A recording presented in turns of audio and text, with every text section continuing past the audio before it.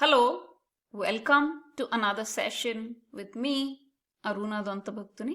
In today's session, we will learn a little bit more about data prep. Today, we will actually read a CSV file from a URL, which is somewhere on the web. And we are actually looking at an interesting data set that is a PK profile data. So let's load that on. We will be looking at the filter function from the deploy-r package. Let's load the deploy-r package as well. Now we will take a sample of the data from the data set. From this data set, not the sample, but the bigger data set, we will actually be looking at all the data wherein the ID was equal to 1. That's a pretty huge data set. Instead, we can actually look at a subset of 5 samples here. So in order to do that, we will have to take in create a variable as we did here, and then we have to take a sample from that variable to look for 5 rows from that. So as you can see that this is a pretty long code. First is we have to create a variable. Then you have to take a sample of that variable.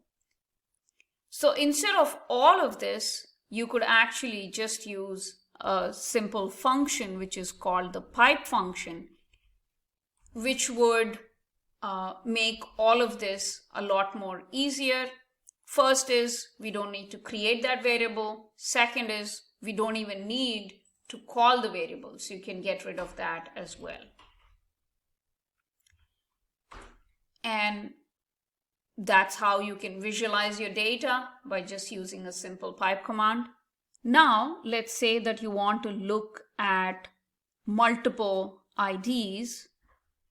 You would just create a vector and put in the IDs of interest. In this case, we're looking at 1, 5, and 15. And you will be using inclusion function. Let's run that. Now let's say if you want to look for a range. So what you would be doing here is you would be using, so we're looking at IDs ranging from 10 to 15. Now, let's say we do not want the data between 10 and 100. So we would use the not function there. And the not function, as you would remember from our previous tutorials, is this exclamation mark.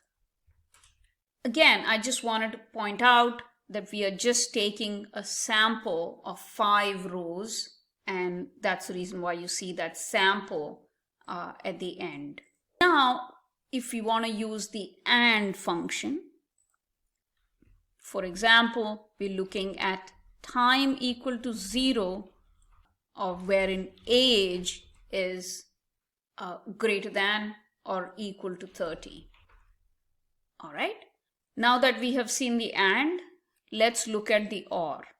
In this case, we are looking at the age, which is less than 18, or weight greater than 50 is what we want to find.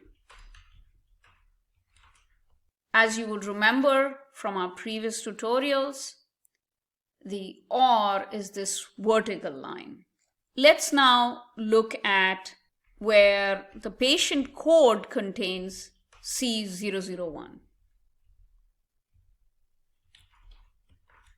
So in this case, we would use the grepl command and specify that